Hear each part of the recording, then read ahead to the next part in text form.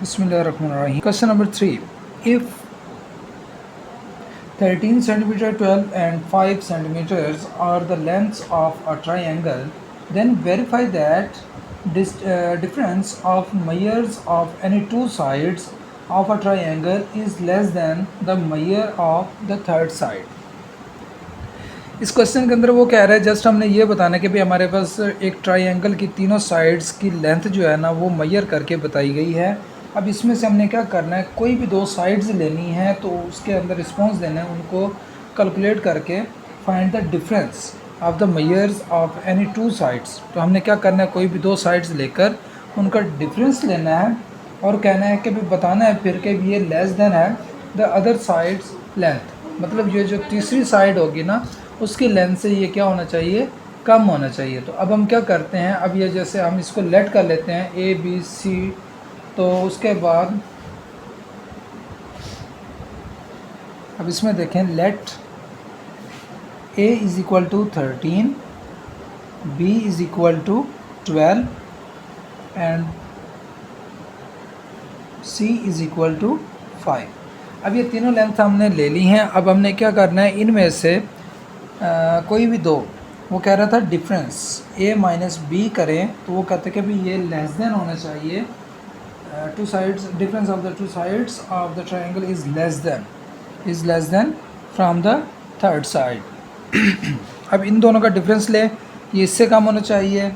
Next वो कहता है कि भाई अगर b में से c को माइनस करें तो ये a से लेस होना चाहिए, और अगर c माइनस या a माइनस सी करें तो ये किससे लेस होना चाहिए, सॉरी ये लेस होना चाहिए b से।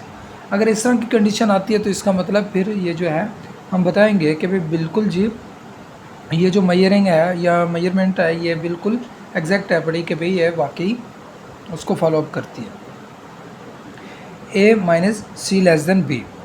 फर्स्ट ऑफ ऑल हम इसको लेते हैं, इसकी वैल्यू पुट करेंगे तो 13 माइनस बी की है 12 लेस देन 5। तो अब हम इसको सॉल्व करें, अगर 13 माइनस 12 करेंगे तो 1 लेस देन 5। इट्स मीन कि 1 जो है वो वाकई लेस देन होता है 5 से। नेक्स्ट जो है 12 माइनस 5 लेस देन 13। 12 में से अगर 5 को माइनस कर दें तो 7 आ जाएगा, 7 भी 13 से जो है 13 से जो है वो छोटा होता है। Next 13 minus 5 less than 12। तो अगर इसमें से 13 में से अगर 5 को मनफी करेंगे तो हमारे पास आंसर 8 आ जाएगा। तो 8 भी तो 12 से छोटा होता है। दस the difference of measures of two sides is less than the third side of triangle of two sides। Condition क्या दे रहा है, sum of two side is greater than the third side।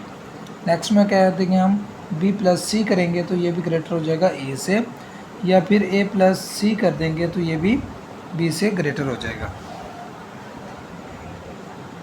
अब ज़रा इसको प्रूफ करते हैं इस क्वेश्चन को। तो इसके अंदर क्या हो जाएगा, सबसे पहले हम इनकी वैल्यू पुट कर लेते हैं। 10 प्लस 6 करेंगे तो ये 8 से ग्रेटर हो जाएगा। वो कैसे, 16 ग्रेटर देन 8। तो ये तो बात ट्रू हो गई। नेक्स्ट अगर करें प्लस 8 ग्रेटर देन 10, ये हो जाएगा 14 ग्रेटर देन 10 हो जाएगा। लास्ट में है 10 प्लस 8 ग्रेटर देन 6, यहाँ पर हो जाएगा 18 ग्रेटर देन 6।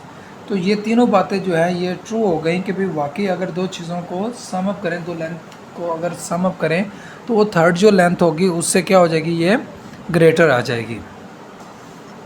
तो हम इसमें भी कह देंगे thus the sum of major of the two sides is greater than the third side. Thus sum of two sides is greater the third side of triangle.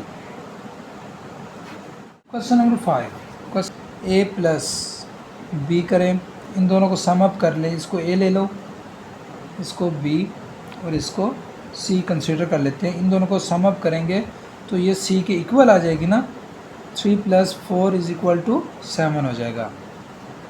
अगर हम इसकी जगह पर ले लें बी प्लस सी, अगर बी प्लस सी लेते हैं तो फिर क्या कंडीशन होगी, बी और सी को प्लस कर देंगे तो ये हमारे पास क्या आ जाएगा, इसका 11 आ जाएगा। तो हम कह सकते हैं कि ए जो है ये छोटा हो जाएगा, ए हमारे पास आएगा 3, तो सॉरी यहाँ पर भी greater than C and greater than A, मतलब कि अगर बी और सी को प्लस करेंगे तो वो हमारे पास ए से क्या हो जाएगा, ग्रेटर हो जाएगा। अगर ए प्लस सी करें और अगर ए प्लस सी करेंगे तो ये भी हमारे पास क्या आ जाएगा, ग्रेटर देन बी।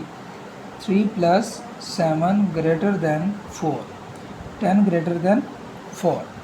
दो चीज़ों का सम अप लें तो वो ग्रेटर होना चाहिए थर्ड लेंथ से, और अगर दो चीज़ों का डिफरेंस लें तो वो थर्ड से लेस होना चाहिए। तो इसमें देखें हमने दो चीज़ों का सम अप लिया तो वो थर्ड से क्या हो गया, ग्रेटर हो गया। लेकिन इसमें देखें ए प्लस बी किया तो वो सी के इक्वल आता है। तो इसमें कह सकते हैं कि भाई हिंस 3 + 4 नॉट ग्रेटर देन 7, तो ये 7 से ग्रेटर नहीं है, that's why it is not a triangle. तो ये हमारे पास क्या होगी, triangle number 6। If 3 cm and 4 cm are the length of two sides, अब वो कह रहा है कि भाई हमारे पास एक साइड ए जो है वो 3 सेंटीमीटर है and second side B = 4 centimetre of the two sides of a right triangle. Right triangle के अंदर क्या होता है, राइट ट्राइंगल से मुराद ये होता है कि भाई ऐसी ट्राइंगल जिसके अंदर एक एंगल जो है वो 90 डिग्री का होगा, एक एंगल जो है वो 90 डिग्री का होगा, उसको हम क्या कहेंगे, राइट ट्राइंगल कहेंगे। Then what should be the third length of a triangle. तो अब हमने इसके अंदर थर्ड वैल्यू फाइंड आउट करनी है, हम इसको ए लेट कर लेते हैं = 3 and B = 4। Then we find the value of C.